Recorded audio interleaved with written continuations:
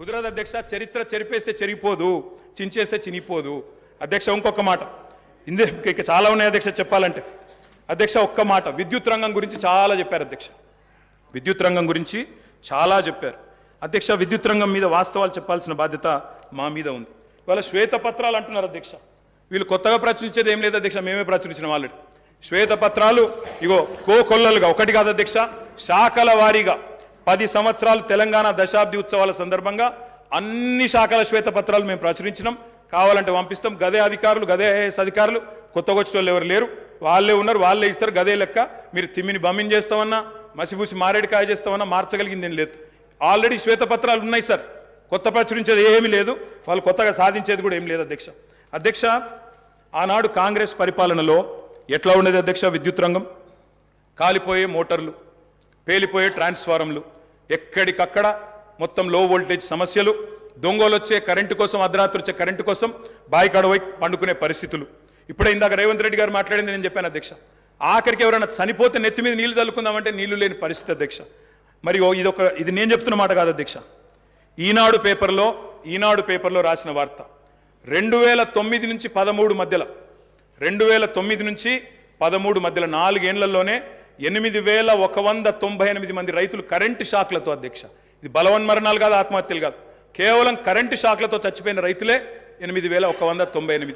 ఇక వాళ్ళ 55 ఏళ్ల చరిత్ర తీస్తే చక్రొచ్చి పడతారు. నేను చెప్పాది అది, నేను దానికి జోలికి కూడా పోను అధ్యక్ష. అధ్యక్ష ఇది చెప్పాలంటే చాలా ఉన్నాయి అధ్యక్ష. మా కౌశిక్ రెడ్డి గారు ఇక్కడే ఉన్నారు, హుజూరాబాద్ ఎమ్మెల్యే గారు.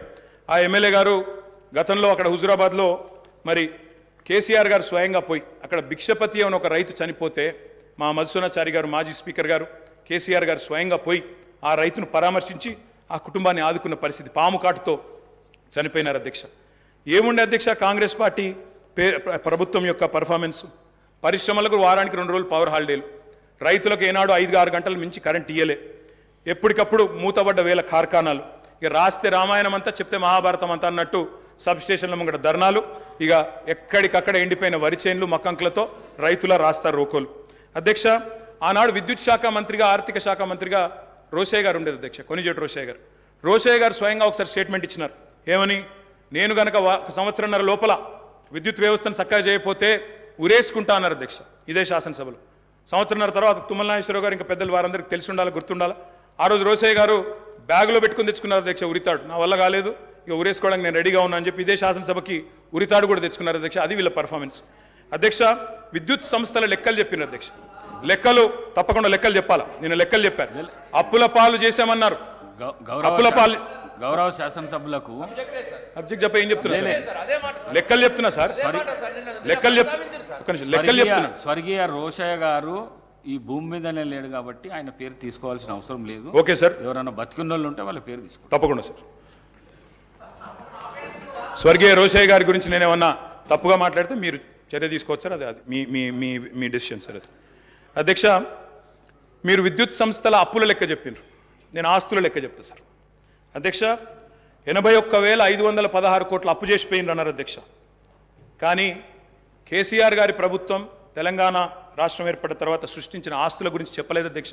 ఉద్దేశపూర్వకంగా బదనాం చేయడానికి, బట్టగాల్చి మీదేయడానికి, అప్పుల సాకు చెప్పి 6 గ్యారంటీలు గొట్టెతందుకు ఒక ఉపోద్ఘాతాన్ని రూపొందించి ఇగో అప్పుల పాలైపోయింది, దివాలా తీసిందని చెప్పి తప్పించుకోవడానికి తప్ప ఇంకోటి కాదు అధ్యక్ష. అధ్యక్ష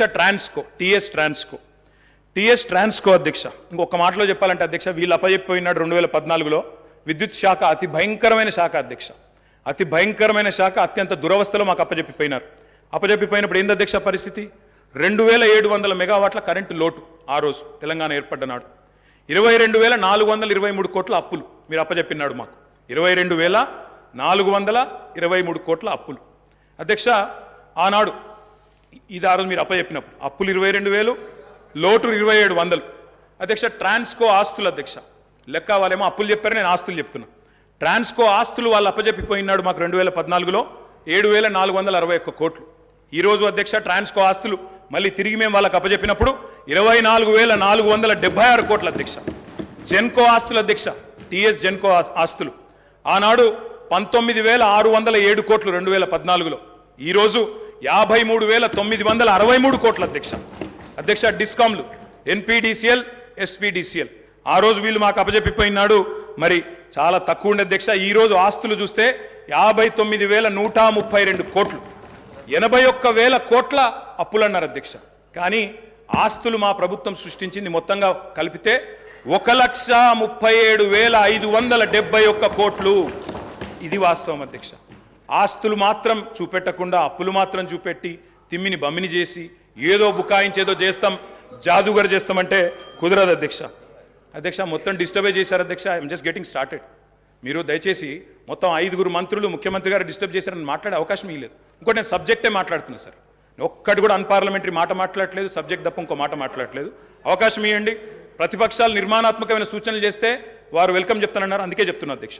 అధ్యక్ష 4,000 మెగావాట్ల యాదాద్రి థర్మల్ పవర్ ప్రాజెక్ట్ అధ్యక్ష దామరచెర్ల మండలం మిర్యాలగూడలో పెట్టినాము. అది రేపో మాపో కమిషన్ అవుతుంది. తప్పకుండా దాన్ని కూడా మరి పూర్తి స్థాయిలో నిర్మించాలని ప్రభుత్వాన్ని కోరుతా ఉన్నా. 1,080 మెగావాట్ల భద్రాద్రి అధ్యక్ష, దాన్ని కూడా నిర్మించాం. 800 మెగావాట్ల KTPS ప్లాంట్లు మరి పూర్తి స్థాయిలో నిర్మాణం చేసినాం అధ్యక్ష. తప్పకుండా దాన్ని కూడా వారు పూర్తిగా మరి సవ్యంగా ముందుకు తీసుకొని పోవాలని కోరుతా ఉన్నా అధ్యక్ష. అధ్యక్ష ఇంకా విద్యుత్ రంగానికే వస్తే నేను ఒక మాట అడుగుతా ఉన్నా అధ్యక్ష. అధ్యక్ష ఉదయ్ స్కీమ్లో చేరినాం అధ్యక్ష. కేంద్ర ప్రభుత్వం ఆనాడు మమ్మల్ని అడిగింది, డిస్కామ్లు లాస్ట్లో ఉన్నాయి, ఉదయ్ అనే స్కీమ్ తెస్తున్నాము, ఆ డిస్కామ్లకు ఉన్న అప్పుల్ని మీరు స్టేట్ బ్యాలెన్స్ షీట్ మీద తీసుకోండి, మెయిన్ బడ్జెట్లో తీసుకోండి అంటే ఆనాడు స్టేట్ బడ్జెట్ మీద మీరు వదిలిపెట్టిపోయిన అప్పుల్ని 11,000 కోట్ల అప్పులు డిస్కామ్లకు ఉంటే వాటిని తీసుకోవడమే కాకుండా 9,000 కోట్లు చెల్లించిన ఘనత కేసీఆర్ గారి ప్రభుత్వం అనే మాట వారికి నేను విజ్ఞప్తి చేస్తా ఉన్నా అధ్యక్ష. అధ్యక్ష ఇంకొక మాట, ఇక్కడ విద్యుత్ శాఖ మంత్రి గారు లేరనుకుంటాను అధ్యక్ష, ముఖ్యమంత్రి గారి దగ్గరే ఉందేమో, బట్టి గారి దగ్గర ఉన్నట్టుంది అధ్యక్ష. బట్టి అన్న కూడా వినాలా అధ్యక్ష. విద్యుత్ సంస్థలు విద్యుత్ ఉత్పత్తి కేంద్రాలకు ఒక ప్రత్యేకత ఉంటుంది అధ్యక్ష. సెల్ఫ్ హైపాతికేషన్ ఉంటుంది అధ్యక్ష. సెల్ఫ్ హైపాతికేషన్ అంటే ఏంది అధ్యక్ష? అంటే ఆస్తుల నిర్మాణం జరుగుతూ ఉంది కాబట్టి ఒక అప్పు తీసుకొచ్చి PFC ద్వారానో REC ద్వారానో దబ్బను ఒకవేళ అప్పు కట్టకపోతే ఆ విద్యుత్ కేంద్రాన్ని పూర్తిగా ఓనర్షిప్ తీసుకొని అమ్మేసి కావాలంటే అప్పును పూడ్చుకునే శక్తి ఉంటుంది అధ్యక్ష. అంటే ఆస్తి సృష్టిస్తే అప్పు కట్టడానికి పరపతి ఉంటుందనే ఉద్దేశంతో దాన్ని సెల్ఫ్ హైపాతికేషన్ అంటారు. అక్కడ గవర్నమెంట్ ఇచ్చేది కేవలం గ్యారంటీ మాత్రమే బట్టన్న, మీరే ఫైనాన్స్ మినిస్టర్ కూడా. కాబట్టి దాన్ని ఏదో 81,000 కోట్ల అప్పు అని చెప్పి ఇవాళ ఆ గృహజ్యోతి అనే కార్యక్రమాన్ని నుంచి మీరు ఏదో ఎగ్గొట్టడానికి తప్పుకునేటట్టు ప్రయత్నం చేస్తున్నట్టు కనబడుతుంది తప్ప ఇంకోటి కాదు. దయచేసి మహిళలకు ఇచ్చిన మాట, రాష్ట్రంలోని మధ్యతరగతి కుటుంబాలకు ఇచ్చిన మాట 200 యూనిట్లు ఫ్రీగా ఇస్తామని నిలబెట్టుకోండి. అప్పుల కంటే ఆస్తులు ఎక్కువ ఉన్నాయి. 1,37,571 కోట్ల ఆస్తులు సృష్టించి మీకు అప్పచెప్పాం, సవ్యంగా నడపండి అని చెప్పి కూడా నేను విజ్ఞప్తి చేస్తా ఉన్నా అధ్యక్ష. నేను ఇంకొక మాట అడుగుతా ఉన్నా అధ్యక్ష. విద్యుత్ ప్లాంట్లు కట్టడం తప్ప అధ్యక్ష? 2,700 మెగావాట్ల లోటుతో మీరు అప్పచెప్పిపోతే వాటిని అలా పెంచి బ్రహ్మాండంగా 19,000 మెగావాట్లకు చేర్చడం మేము చేసిన తప్ప? 7,700 మెగావాట్ల నుంచి 19,000 మెగావాట్ల సామర్థ్యాన్ని పెంచడం తప్ప? ఇవాళ రాబోయే సంవత్సరంలో మీరే ఎంజాయ్ చేస్తారు. 25,000 మెగావాట్లకి ఆ కెపాసిటీ పెరగబోతా ఉంది. రాష్ట్రంలో విద్యుత్ వినియోగం ఎంత పెరిగినా మీరే కదా రేపటి రోజున ప్రభుత్వాన్ని నడిపేది. వచ్చే సంవత్సరంలో కూడా తప్పకుండా మీకే ఆ వెసులుబాటు ఉంటుంది. Government is a permanent institution అధ్యక్ష. కాబట్టి ఆ విషయంలో బేసిజాలు అవసరం లేదు. మరి మీరు కొంత చేసినారు, మేము ఇంకా బాగా చేసినాం. 7,700 నుంచి 25,000 మెగావాట్లకు తీసుకొని పోయినాం. అభినందించండి. నిజంగా మేము గతంలో రాజశేఖర రెడ్డి గారిని, చంద్రబాబు నాయుడు గారిని, గతంలో పనిచేసిన ముఖ్యమంత్రుల్ని మా ముఖ్యమంత్రి గారు స్వయంగా ఆనాడు అక్కడ కూర్చున్నప్పుడు లేచి మరీ అభినందించినారు. గతంలో పనిచేసిన వాళ్ళు కూడా బాగా పనిచేశారు, మేము కూడా ట్రై చేస్తామని చెప్పాను తప్ప ఎవరూ ఏం చేయలేదన్న మాట ఎన్నడూ చెప్పలేదు అధ్యక్ష. అధ్యక్ష ఒక ఛాలెంజ్గా తీసుకున్నాం అధ్యక్ష, విద్యుత్ సంస్థల్ని నడపడం, రాష్ట్ర ప్రజలకు నాణ్యమైన విద్యుత్ ఇవ్వడం అనేది. మేము వచ్చినాడు నార్త్ సౌత్ లింక్ కారిడార్ లేదు, పక్క రాష్ట్రం PPL రద్దు చేసుకుంది, లోవర్ సీలేర్ ప్లాంట్ గుంజుకున్నారు, విభజన చట్టం ప్రకారం ఇవ్వడానికి ఒప్పుకోలేదు. ఇవన్నీ ఉండంగా ఆనాడు ఇవాళ మేము చేసిన కృషి వల్ల మరి తలసరి విద్యుత్ వినియోగంలో ఆనాడు 2014లో 1,196 యూనిట్లుంటే ఈరోజు 2,349 యూనిట్లు, highest in the country per capita consumption of power, number 1 Telangana అధ్యక్ష. విద్యుత్ వినియోగం అనేది మన డెవలప్మెంట్ కూడా ఒక కొలమానం అధ్యక్ష. దాన్ని కూడా ప్రభుత్వం అర్థం చేసుకోవాలని నేను కోరుతా ఉన్నా అధ్యక్ష. ఆనాడు రాష్ట్ర పీక్ డిమాండ్ వాళ్ళు ఉన్ననాడు పీక్ డిమాండ్ వాజ్ 5,661 మెగావాట్స్ అధ్యక్ష. మేము దిగిపోయే నాటికి 15,497 మెగావాట్లకి పీక్ డిమాండ్ పెరిగింది. ఉమ్మడి రాష్ట్రం కంటే మరి పీక్ డిమాండ్ పెరిగింది. వ్యవసాయ మోటార్ కనెక్షన్ల అధ్యక్ష, వ్యవసాయ స్థిరీకరణ చేసినాం కాబట్టే, చెరువులు బాగా చేసినాం, భూగర్భ జలాలు పెంచినాం కాబట్టే, రైతులకు వ్యవసాయాన్ని పండుగ చేసినాం కాబట్టే, వాళ్ళు ఇచ్చిపోయినాడు ఆనాడు 19 లక్షల పంప్ సెట్లుంటే వ్యవసాయ పంప్ సెట్లుంటే మా ప్రభుత్వంలో అధ్యక్ష అవి 28 లక్షల పంప్ సెట్లు అయినాయి అధ్యక్ష. ఒక్క రైతులకు విద్యుత్ ఇవ్వడానికి ఉచితంగా 24 గంటల ఉచిత విద్యుత్ ఇవ్వడానికి అధ్యక్ష మేము ఖర్చు పెట్టింది సంవత్సరానికి 1000 కోట్ల రూపాయలు అధ్యక్ష.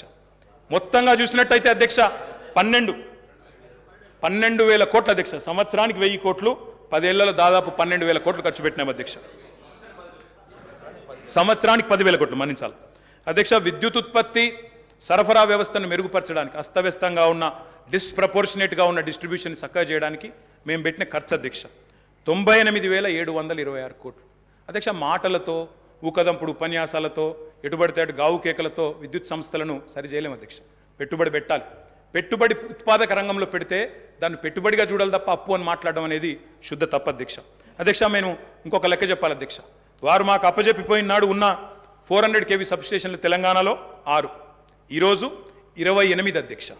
మేము 2014లో బాధ్యతలు చేపట్టిన నాడు 220 kV సబ్స్టేషన్లు 51, మేము కట్టింది 10 ఏళ్లలో మరొక 52, మొత్తం కలిపి ఈరోజు 103 220 kV సబ్స్టేషన్లు. 132 kV సబ్స్టేషన్లు నాడు 176, ఈరోజు 252. 33/11 kV సబ్స్టేషన్లు ఆనాడు 2138, ఈరోజు 3221. కరెంటు లైన్లు ఆనాడు హై టెన్షన్ లైన్లు తీసుకుంటే అధ్యక్ష 2014లో 16,379 కిలోమీటర్లు, ఈరోజు మేము దిగిపోయే నాటికి 28,446 కిలోమీటర్లు.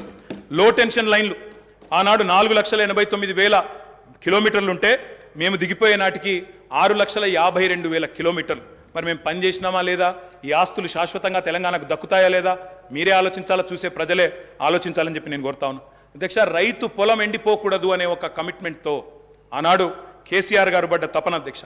ఓపెన్ మార్కెట్లో, ఎందుకంటే 2,700 మెగావాట్ల లోడ్తో ప్రారంభమైంది మా ప్రయాణం, అందుకే ఓపెన్ మార్కెట్కి పోయినాం. ఎంత ఖర్చైనా వెరవకుండా రైతు పొలం ఎండనీయకుండా 10 ఏళ్ళు నడిపినాం అధ్యక్ష. ఒక్క సంవత్సరం కూడా క్రాప్ హాలిడే ఇవ్వకుండా నడిపిన ఘనత గౌరవ పెద్దలు కేసీఆర్ గారికి దక్కుతుంది అధ్యక్ష. విదేశీ బొగ్గు దిగుమతితో ఎన్టీపీసీ లాంటి ఇతర సంస్థల కరెంట్ రేట్లు విపరీతంగా పెరిగినాయి అధ్యక్ష. పెరిగిన తర్వాత కూడా మరి వాళ్ళు మా మీద అదనపు భారం మోపినారు. 12,718 కోట్ల ట్రూ అప్ ఛార్జీలు మా మీద వేయబోతే ఆ ట్రూ అప్ ఛార్జీలు కూడా వినియోగదారుల మీద, రైతుల మీద, మహిళల మీద, గృహాల మీద వేయకుండా మొత్తం కూడా భరించింది ఆనాడు తెలంగాణ ప్రభుత్వం అధ్యక్ష. 12,718 కోట్ల అదనపు భారాన్ని కూడా మోసినాం. ఇవాళ అప్పులు మాత్రమే చెప్పి ఆస్తుల గురించి చెప్పకుండా తప్పించుకుంటామంటే కుదరదు అధ్యక్ష. నేను అడుగుతా ఉన్నా అధ్యక్ష, ఈ ప్రభుత్వాన్ని మాకు దృఢమైన చిత్తం ఉంది. మోటార్లకు మీటర్లు పెట్టం అని తెగేసి చెప్పినాం. అదనంగా 25-30 కోట్లు నష్టం వస్తున్నా తెగేసి గట్టిగా నిలబడ్డం. రైతులకు అన్యాయం చేయమని చెప్పినాం. ఈ ప్రభుత్వం ఆ మాట మీద నిలబెడుతుందా లేదా మోటార్లకు మీటర్లు పెడుతుందా చెప్పాలని చెప్పి కూడా నేను గౌరవ ముఖ్యమంత్రి గారిని కోరుతా ఉన్నా. రాష్ట్రంలోని రైతులందరి పక్షాన కూడా తప్పకుండా ప్రశ్నిస్తా ఉన్నా. ఉచిత విద్యుత్తును ఊడగొట్టే పన్నాగాన్ని ప్రతిఘటించిన అధ్యక్ష. నేను ఒకటే కోరుతా ఉన్నా, కొత్తగా వచ్చిన ప్రభుత్వం ఒకటి కోరుతా ఉన్నా అధ్యక్ష, విద్యుత్ విషయంలో 3 గంటల కరెంటు, 10 HP మోటార్లు, ఆ మాటలు వినవద్దనే కోరుకుంటున్నాం అధ్యక్ష. 24 గంటల కరెంటే ఉండాలని కోరుకుంటున్నాం. వ్యవసాయానికి 24 గంటల కరెంటే ఉండాలా, గృహాలకు 24 గంటల కరెంటే ఉండాలా, పరిశ్రమలకు కూడా మళ్ళీ పవర్ హాలిడే ఇచ్చే దుస్థితి రాకూడదని కోరుతా ఉన్నాం. వారే పిలుపునిచ్చారు అధ్యక్ష. కరెంటు బిల్లులు కట్టొద్దు, మేము వచ్చేస్తున్నాం కట్టకండి అన్నారు. మరి రాష్ట్రంలో ప్రజలు కట్టబోవడం లేదు. మరి వెంటనే మీరు గృహజ్యోతి కార్యక్రమాన్ని ప్రారంభించి మరి ఆ ఇచ్చిన హామీని కూడా నెరవేర్చాలని చెప్పి కూడా నేను కోరుతా ఉన్నా అధ్యక్ష. వ్యవసాయం విషయానికి వస్తే అధ్యక్ష, ఆనాడు మీకు తెలుసు అధ్యక్ష, ఎండిన చెరువులు, ప్రాజెక్టులు కట్టలేదు, రకరకాల అవస్థలు. ఒక్కొక్క ప్రాజెక్టు SRSP కానీ అప్పర్ మానేరు, నా కాన్స్టిట్యున్సీ అధ్యక్ష, అప్పర్ మానేరు అధ్యక్ష 12 ఏళ్ళకు ఒకసారి నిండేది. కుడెల్లి వాగులో, మంజీరాలో నీళ్ళే వచ్చేది కాదు అధ్యక్ష. ఆనాడు ఎన్నడూ ప్రాజెక్టుల విషయంలో పెద్దగా పట్టించుకోలేదు అధ్యక్ష. మరి ఇక నేను మళ్ళీ ఎక్కువ మాట్లాడినాను అంటారు అధ్యక్ష. నేను దాని జోలికి పోను. ఆ రోజు కాంగ్రెస్ పరిపాలనలో పరిస్థితి ఏంటంటే అధ్యక్ష, కొంతమంది రైతులది వాళ్ళ ఇంటి పేరే ఆఖరికి వ్యవసాయంలో వచ్చిన ఛాలెంజ్ల వల్ల వాళ్ళ ఇంటి పేర్లే మారిపోయిన పరిస్థితి. నల్గొండ పక్కకు మూషంపల్లి అని ఒక ఊరు ఉంటుంది అధ్యక్ష. ఆ ఊరిలో రామరెడ్డి గారు అని ఒక పెద్ద మనిషి, పాపం ఆయన 54 బోర్లు వడక ఆఖరికి ఆయన ఊళ్ళో ఆయన పెట్టిన పేరే బోర్ల రామరెడ్డి. బొక్కబోర్ల పడ్డ రామరెడ్డి, బొక్కబోర్ల పడ్డ వ్యవసాయం, బోర్ల రామరెడ్డి ఆయన ఇంటి పేరు అయిపోయింది అధ్యక్ష. అది ఆనాడు పరిస్థితి అధ్యక్ష, చుక్క నీరు రాని పరిస్థితి. అదేవిధంగా అధ్యక్ష, మా శ్రీధర్ బాబు గారికి తెలుసు, ఆయన మంత్రిగా ఉండే ఆనాడు, నేను ఎమ్మెల్యేగా ఉంటే 2009-10లో. ఆ రోజు అధ్యక్ష వెంకటాపూర్ అనే ఊరు, ఎల్లారెడ్డిపేట మండలం, ఒక దళిత రైతు మునిగే ఎల్లయ్య అనే రైతు ఎరువుల కోసం లైన్లో నిలబడి సొమ్మసిల్లిపోయి అక్కడే మూర్ఛ వచ్చి మరణించిన పరిస్థితి. ఇది నేనేం వక్రీకరిస్తలేను, ఏం వేరే చెప్తలేను అధ్యక్ష, ఉన్న వాస్తవాలే చెప్తా ఉన్నా. ఆ రోజు మీరు మంత్రిగా ఉన్నారు అధ్యక్ష. ఇట్లా ఎన్నో ఉన్నాయి అధ్యక్ష.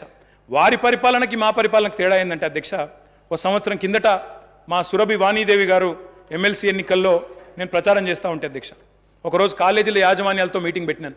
మీటింగ్ పెట్టినప్పుడు అందరు యాజమాన్యాలు వచ్చినారు. వస్తే నేను కొద్దిసేపు ఉపన్యాసం చెప్పి మేము బాగా పనిచేస్తున్నాం, మాకు ఓటేయండి అని చెప్పి పొద్దున బ్రేక్ఫాస్ట్ మీటింగ్, వాళ్ళందరూ చాలా గంభీరంగా ఉన్నారు సార్. గంభీరంగా ఉంటే నాకు అనుమానం వచ్చింది, వీళ్ళు ఓట్లు వేస్తారా లేదా ఏం సంగతి అని చెప్పి అక్కడ పెద్ద మనిషి దగ్గర పోయి అడిగినాను సార్. అయ్యా పెద్ద మనిషి, మరి మీరేం సార్ ఇంత సీరియస్గా ఉన్నారు, ఓటు వేస్తారా లేదా అని అడిగిన. ఆయన అన్నారు, ఒక్క నిమిషం మైక్ ఇస్తారా నాకు అన్నారు. తీసుకోండి అని చెప్పినాను సార్. ఆయన పేరు అధ్యక్ష, ఆ పెద్ద మనిషి పేరు కృష్ణారెడ్డి గారు. మన ఐతవోలోనే ఊరు, మన మహబూబ్ నగర్ జిల్లా, పూర్వ మహబూబ్ నగర్ జిల్లా, ప్రస్తుత నాగర్ కర్నూలు జిల్లా అధ్యక్ష. ఆయన గొప్ప మాట చెప్పినారు అధ్యక్ష. ఆయన ఏమన్నారంటే, నా పేరు కృష్ణారెడ్డి అండి, నేను ఎస్విఎస్ అనే మెడికల్ కాలేజ్ నడుపుతాను మహబూబ్ నగర్ జిల్లాలో. మరి ఒకప్పుడు నా ఊరిలో ఏమయ్యా కృష్ణారెడ్డి, నీ చేను ఎక్కడ ఉంది అంటే చెరువు కింద ఉంది అని చెప్పేటోన్ని, కానీ కేసీఆర్ గారి ప్రభుత్వం వచ్చిన తర్వాత నా చేను చెరువు కింద లేదు, నా చేను కిందికే చెరువు వచ్చింది అని ఆ కృష్ణారెడ్డి గారు చెప్పారు అధ్యక్ష. ఇది నేను చెప్పేదేమి అతిశయోక్తి కాదు అధ్యక్ష. కావాలంటే ఆ కృష్ణారెడ్డి గారిని పిలిపించి మీరు కూడా అడగొచ్చు, వారే చెప్తారు అధ్యక్ష. ఒక్క మాట అధ్యక్ష, ఇవాళ తెలంగాణలో పుట్ల కొద్ది పంటలు, ఎటు చూసినా ధాన్యం గుట్టలు అధ్యక్ష. ఎక్కడ పోయినా ఏ రోడ్డు కన్నా పోండి అధ్యక్ష, మీరు రాష్ట్రంలో ధాన్యం గుట్టలు, రైతుల కళ్ళం నిండా గింజలు అధ్యక్ష. డిస్టర్బ్ చేశారు వాళ్ళే. అయినా మీరు నా మొదటి స్పీచ్, మీరు స్పీకర్ అయిన తర్వాత మీరు అగ్రికల్చర్ సార్, అది కూడా రైతుల సబ్జెక్ట్, నేనేమి సబ్జెక్టు మాట్లాడుతున్నా తప్ప ఎక్కడ పోవట్లేదు. I'm speaking strictly on subject sir, విమర్శలు కూడా నేను చేయట్లేదు అధ్యక్ష. రైతు కళ్ళం నిండా గింజలు ఉన్నాయి, పల్లెం నిండా మెతుకులు ఉన్నాయి సార్.